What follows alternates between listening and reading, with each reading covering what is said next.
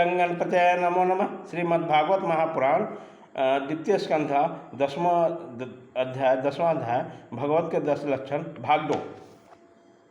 जब उन्हें अभीष्ट स्थान पर जाने की इच्छा हुई तब उनके शरीर में पैर हो गया।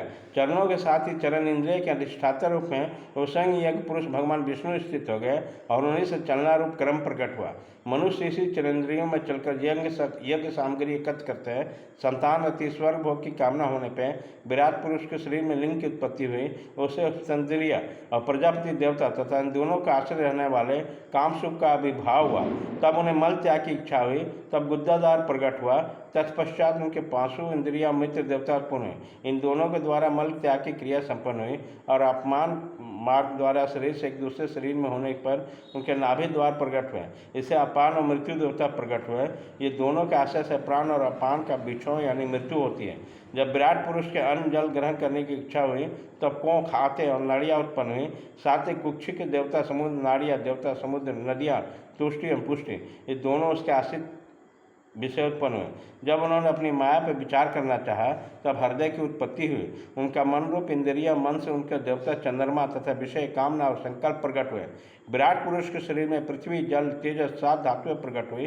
त्वचा, चर्म, मांस, रुधिर, मेद, मज्जा और रक्त। इस प्रकार आकाश, जल और वायु से प्राणों की उत्पत्ति हुई। श्रोत्रादि सब इंद्रियां शब्दादि विषयों को ग्रहण करने वाले यह विषय अहंकार से उत्पन्न हुए। मन सब विकारों को उत्पत्ति स्थान है और बुद्धि समस्त पदार्थों को बोध कराने वाली है।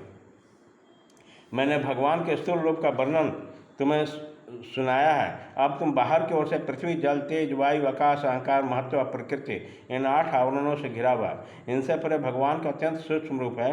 वो अव्यक्त, निर्विशेष, मध्य और अंत से रहित एवं नित्य है। वाणी और मन की वहाँ तक पहुँच नहीं है। मैंने तुम्हें भगवान का स्थूल और सूक्ष्म, व्यक्त और अव्यक्त जिन 2 रूपों का वर्णन सुनाया है, ये दोनों भगवान के माया के द्वारा रचित हैं। इसलिए विद्वान पुरुष इन दोनों को स्वीकार नहीं करते हैं। वास्तव में भगवान निष्क्रिय हैं, अपनी शक्ति से ही सक्रिय बनते हैं। फिर तो ब्रह्मा जी या विराट रूप धारण करके वाच्य, वाचक, शब्द आदि अर्थ में प्रकट होते हैं और अनेक नाम, रूप तथा क्रियाएं स्वीकार करते हैं। परीक्षित, प्रजापति, मनु देवता, ऋषि, पितर, सिद्ध, चारण, गंधर्व, विद्याधर, असुर, यक्ष, किन्नर, अप्सराएं, नाग, सर्प, किस्मसुर, उरंग, मातृकाएँ, राक्षस, पिचास, प्रेत, भूत, विनायक, कुष्मांड, उन्माद, बेताल, ये यतुधान, ग्रह, पक्षी, मृग, पशु, वृक्ष, पर्वत, श्रीप आदि जितने भी संसार में नाम रूप है सब भगवान की हैं। संसार में चर और अचर भेद 2 प्रकार के तथा जरायु, अंडज भव, स्वदेज और उद्देज भव से 4 प्रकार के जितने भी जलचर, थलचर और आकाशचारी प्राणी हैं वो सबके सब शुभ अशुभ और मिश्रित कर्मों का तदनुरूप फल है। सत्य की प्रधानता से देवता, रजोगुण की प्रधानता से मनुष्य और तमोगुण की प्रधानता से नारकीय जोनियाँ मिलती हैं। इन गुणों में जब एक गुण दूसरे गुणों में अभिभूत हो जाता है तब प्रत्येक गति के 3 भेद और हो जाते हैं। वे भगवान जगत के धारण पोषण के लिए धर्म में विष्णु रूप स्वीकार करके देवता, मनुष्य और पशु पक्षी के रूप में अवतार करते हैं तथा विश्व का पालन पोषण करते हैं। प्रलय के आने पर वह भगवान अपने बनाए हुए इस विश्व को कालाग्नि स्वरूप रुद्र का ग्रहण करके अपने को वैसे ही लीन करते हैं जैसे वायु में एक मालक है। परीक्षित, महात्माओं ने अत्यंत भगवान के इस प्रकार वर्णन किया है, परंतु तत्ववानी पुरुषों के केवल सृष्टि, पालन, प्रलय करने वाले रूप में उनका दर्शन नहीं करना चाहिए, क्योंकि वे तो इससे भी परे हैं। सृष्टि की रचना आदि कर्मों का निरूपण करके पूर्ण परमात्मा से क्रम या कर्तापन का संबंध नहीं जोड़ा गया।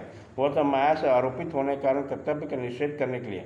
यह मैंने ब्रह्मा जी के महाकल्प का अनवंतर कल्पों को एक साथ वर्णन किया है। सब कल्पों में सृष्टि क्रम एक सा है, अंतर है तो केवल इतना कि महाकल्प के प्रारंभ में प्रकृति से कर्मों से महातत्व आदि की उत्पत्ति होती है और कल्पों के प्रारंभ में प्रकृति की सृष्टि जो की तो रहती है। चराचर प्राणियों के वैकृत सृष्टि नवीन रूप में होती है। परीक्षित, काल का परिमाण, कल्प और अंतर मनवंतर की वर्णन आगे चलकर करेंगे। अब तुम पाद्य कल्प का वर्णन सावधान होकर सुनो। शौनक जी ने पूछा, सूत जी, आपने हमें कहा था कि भगवान के परम भक्त विदुर जी ने अपने अति दुस्सह कुटुंबियों को भी छोड़कर पृथ्वी के विभिन्न तीर्थों का वर्णन को विचरण किया था।